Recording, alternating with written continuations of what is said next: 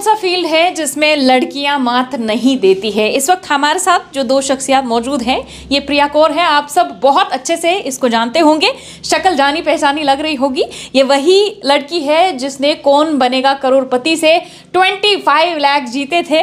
और यहाँ पर मुस्कान भी हमारे साथ मौजूद है। अब आप सोच रहे होंगे इन दोनों कैंडिडेट्स ने क्या खास किया है। इन दोनों कैंडिडेट्स के पीसीबी सब्जेक्ट थे, यानी फिजिक्स, केमिस्ट्री, बायोलॉजी। उसके बावजूद इन्होंने जेईई मेंस एग्जाम में अपेयर हुए और वहां पर उन्होंने बहुत अच्छा स्कोर किया है। यानी पीसीएम वालों को भी ये मात दे सकते थे, क्योंकि इनका पीसीबी है तो स्कोर तो अच्छा हुआ। लेकिन अब क्योंकि ये एलिजिबल नहीं है कहीं भी एनआईटी आईआईटी में, इसमें इनका एडमिशन नहीं हो सकता। लेकिन नीट के लिए तैयार रहिए सब अब कंपटीशन के लिए। आपसे मैं जानना चाहूँगी, आप का सब्जेक्ट पीसीबी था और आपने जो है जेईई मेंस में आप अपेयर हुए। क्या सोच के आप अपेयर हुए जेईई मेंस में? मैं एज सच ये नहीं सोचा था कि जेईई मेंस क्वालिफाई करना है, जस्ट फॉर ट्राई दिया था। बिकॉज अभी मैं नीट का प्रिपरेशन कर रही थी 11 एंड 12th में ही। 11-12 में कोचिंग ज्वाइन की थी, लेकिन ये नहीं सोचा था कि जेईई मेंस भी करना है। एंड मेरा जेईई मेंस में परसेंटाइल 96.28 था, फिजिक्स का परसेंटाइल 98.35 था एंड केमिस्ट्री का परसेंटाइल 98.28 था। अच्छा, जेईई मेंस को जिस तरीके से एक फोबिया बनाया गया है, बहुत टफ है, कैसे अचीव करे ये गोल, क्या होगा फिर, एग्जाम कैसे होगा, पैटर्न कैसा होगा, क्या कहना चाहेंगे? I think JEE mains is comparatively easy. JEE mains की जो इस साल की शिफ्ट थी वो ईजी ही आई थी। इतने कुछ टफ क्वेश्चंस नहीं थे, इतना फोबिया की बात नहीं थी, ईजी सवाल आए थे। अच्छा, खुद क्या सपना है आपका? आपका इंजीनियर बनने का सपना है कि डॉक्टर बनने का सपना है? नहीं, अभी NEET is a primary goal. NEET आपका प्राइमरी गोल है। मुस्कान भी हमारे साथ मौजूद है।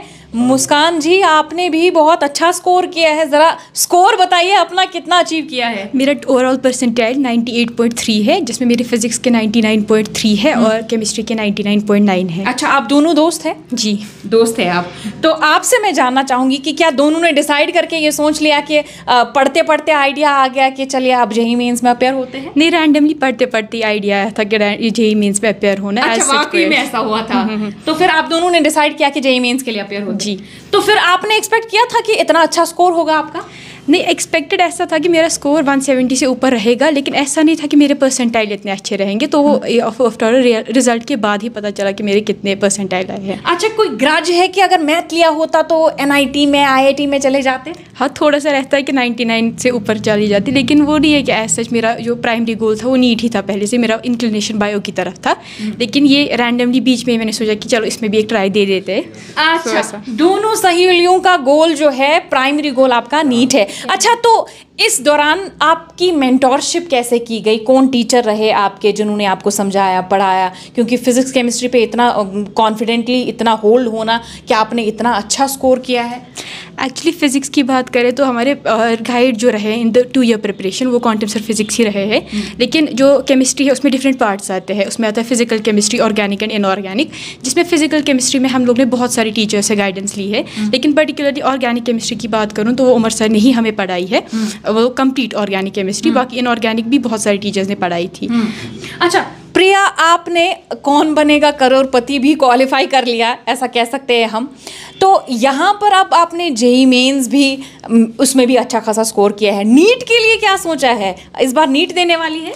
जी, नीट की प्रिपरेशन अभी हम कर ही रहे हैं एंड आई एक्सपेक्ट कि मेरा स्कोर अच्छा होगा। And I have worked very hard 11th भी एंड 12th भी, एंड आई होप कि my efforts will pay of.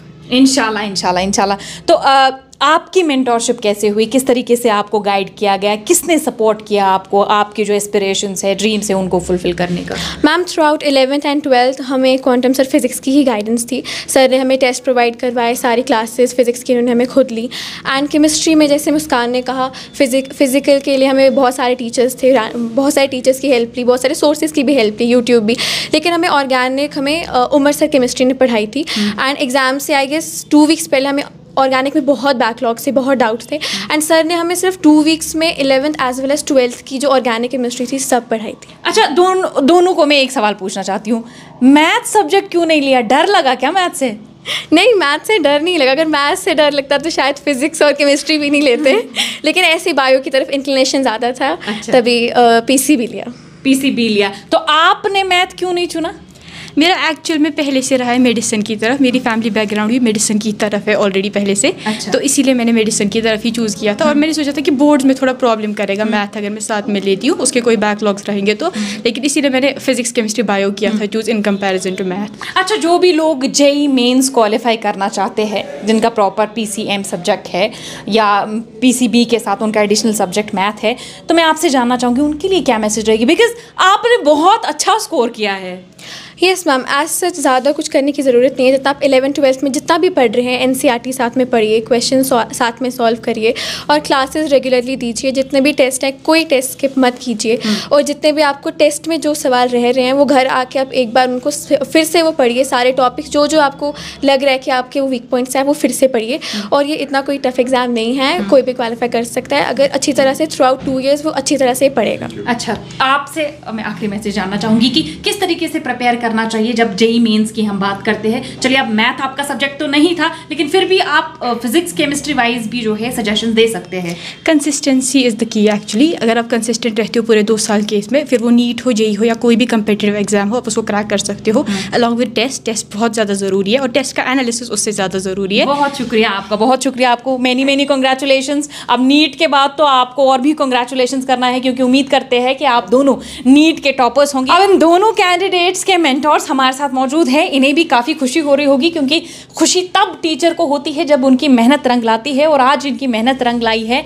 Physics chemistry होने के बावजूद इन्होंने जेई मेंस में अच्छा खासा स्कोर किया है। क्वांटम सर, आपकी सक्सेस हर जगह रंग लाती है, क्या कुछ कहना चाहेंगे?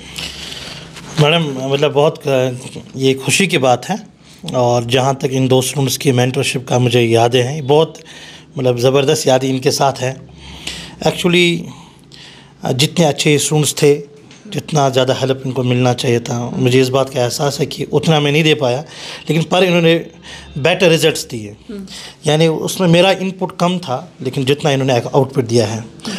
तो इनकी मेंटरशिप की जहाँ तक ताल्लुक़ है, तो मुझे याद है इनको 11th में ही कंटिन्यूसली, जब इनका 11th ख़त्म हुआ तो ये घर नहीं गए थे, टेस्ट सीरीज़ में अपेयर हो रहे थे।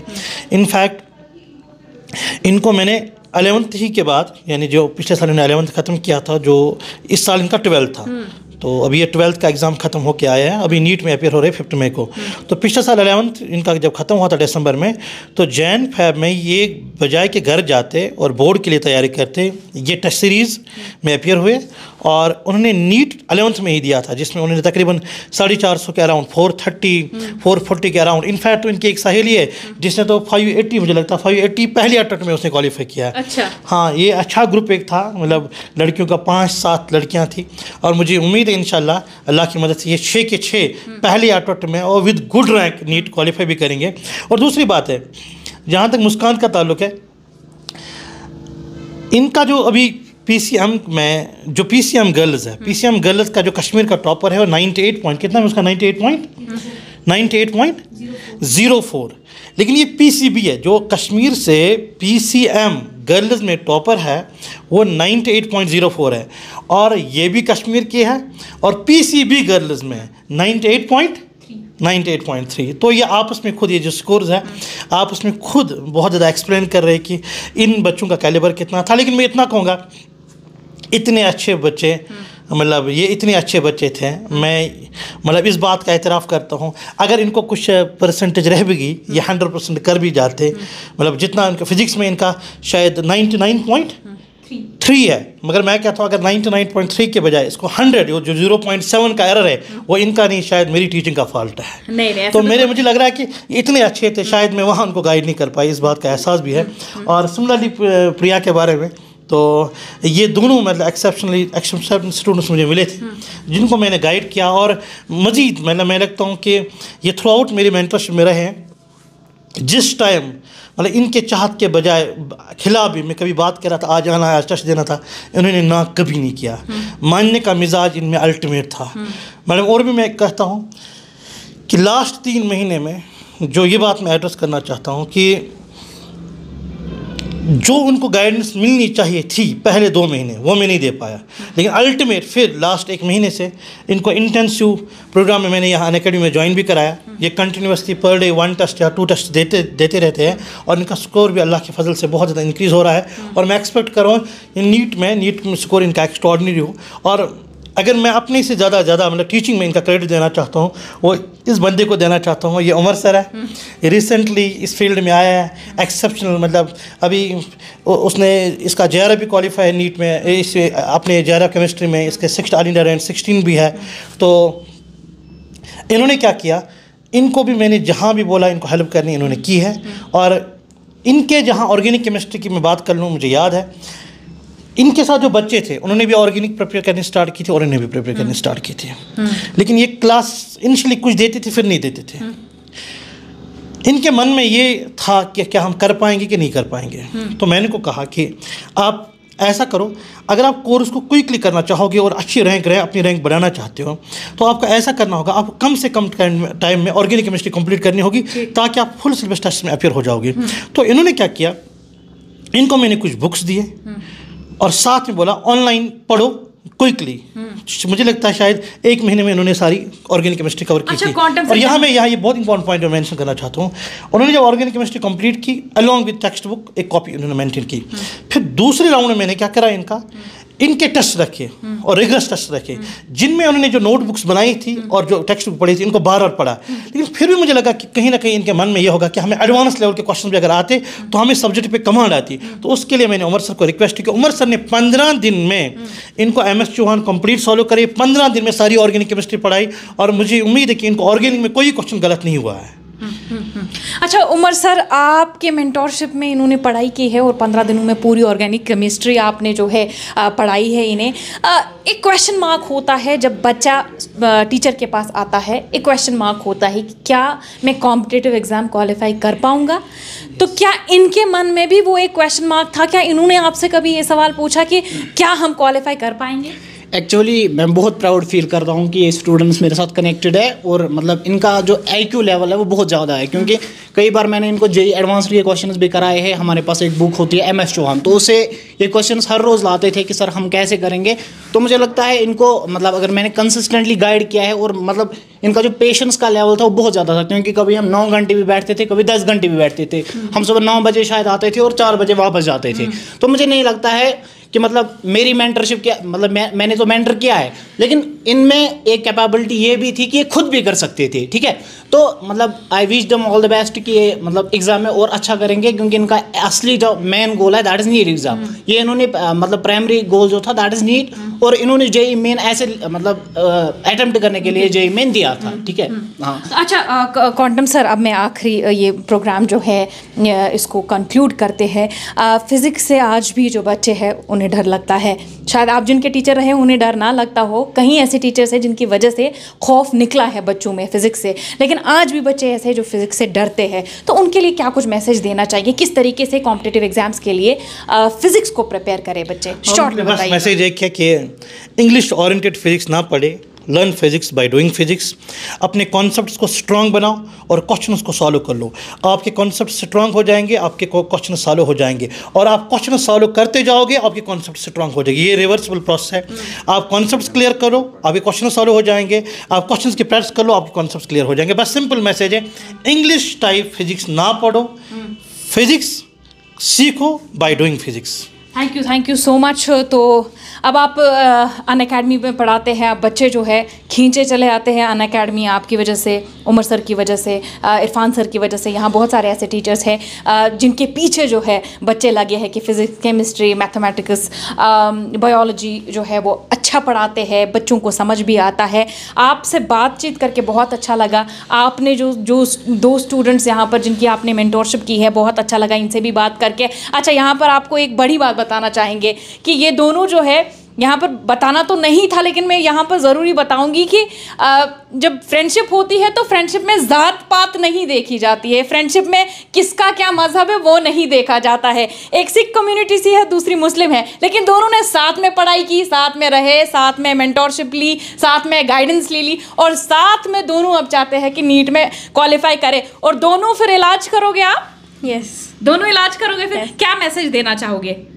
यही मैसेज देना चाहूँगी कि बस अपने पे यकीन रखिए, have faith in your self, have faith in almighty, and अपने जितने भी एफर्ट्स हैं उनको एक डायरेक्शन में अच्छी तरह से रखिए और अपनी अटेंशन को डाइवर्ट मत होने दीजिए और अपना बेस्ट दीजिए। अच्छा, फ्रेंडशिप को लेके ज़रा मैं यहाँ पर आपसे पूछना चाहूँगी कि इन्होंने जैसे डिस्ट्रैक्शंस का कहा है, फ्रेंडशिप को आमतौर पर डिस्ट्रैक्शन माना जाता है कि ये फ्रेंड जो है कॉम्पिटिटर बन गई है, अब इससे डिस्ट्रैक्शन होगा, अब ये मुझे जो है मेरे साथ कम्पीट करेगी, मुझे पीछे छोड़ेगी। क्या आपके जहन में कभी आया? नहीं, कंपेटिशन भी पॉजिटिव एज वेल। अगर आप कंपेटिशन को इन द पॉजिटिव सोच लेते हो कि इससे आगे बढ़ा तो मुझे भी इतना करना है, सच दैट कि मैं इसके बिल्कुल ऑपोजिट में रहूं, और बिल्कुल पॉजिटिव वे में अगर आप लोगे फ्रेंडशिप को तो that can heal you and that can help you as well. Thank you so much. तो बहुत अच्छा लगा आपसे बातचीत करके जी। आप इनके इस रिलेशन के बारे में ये कहूँगा कि जिस इंस्टीट्यूट में हमारे साथ एक कॉनेक्ट थे, कभी वहाँ प्रिया नाम मतलब फेमस नहीं है, मुस्कान अकेला नाम फेमस नहीं है, प्रिया और मुस्कान कॉम्बिनेशन फेमस है। और रिजल्ट्स में आप देखोगे कभी ये टॉप लाती थी फर्स्ट रैंक और ये सेकंड, कभी उल्टा होता था, ये सेकंड और ये फर्स्ट, हमेशा तकरीबन 90% से ज़्यादा रिजल्ट्स में मैंने ऐसे ही देखा है। और मुझे उम्मीद है, मैं इनसे ये भी कहता हूँ कि जब इनके रिजल्ट्स नीट के आएंगे अभी, तो ये बहुत ज़्यादा मेरी उम्मीदें हैं, जितने स्टूडेंट्स मैंने पढ़ाए अल्लाह के फजल से, स्पेशली जो गर्ल्स स्टूडेंट्स हैं, मतलब मेरी दिली तौर पर तमन्ना है कि मैं एक गर्ल्स का ऐसा एक हॉस्पिटल बनाऊँ जहाँ पर ये गर्ल्स आकर जिन्होंने मैंने पढ़ाया, जो भी डॉक्टर्स बने, वो उनका फ्री इलाज करें। इसमें ये सारा मुझे सपोर्ट करेंगे, मुझे उम्मीद है दोनों सपोर्ट करेंगे इंशाल्लाह ज़रूर। तो जैसे इन्होंने कहा कि प्रिया और मुस्कान का अलग अलग कभी नाम ही नहीं लिया गया, प्रिया मुस्कान हमेशा एक साथ ही लिया जाता था नाम, क्योंकि ये दोनों एक साथ ही हुआ करते थे। तो यहाँ पर भी आप देखेंगे कि अब इनसे भी हमने सवाल पूछे हैं, क्या कुछ जो है इनका जेईई मेंस को लेके इनकी सोच है, या नीट क्वालिफाई करने जा रहे हैं, अब तो अच्छे खासे रैंक से क्वालिफाई करेंगे उम्मीद करते हैं। यहाँ पर इनके टीचर भी हमारे साथ मौजूद थे, इन्होंने भी कहा कि किस तरीके से एक बच्चे को प्रिपेयर किया जाता है कॉम्पिटिटिव एग्जाम्स के लिए। आप एशियन न्यूज़ हब को सब्सक्राइब करना ना भूलिएगा, अपनी राय कमेंट सेक्शन में ज़रूर दे दीजिएगा। एशियन न्यूज़ हब के लिए श्रीनगर से फजा ज़ैनब।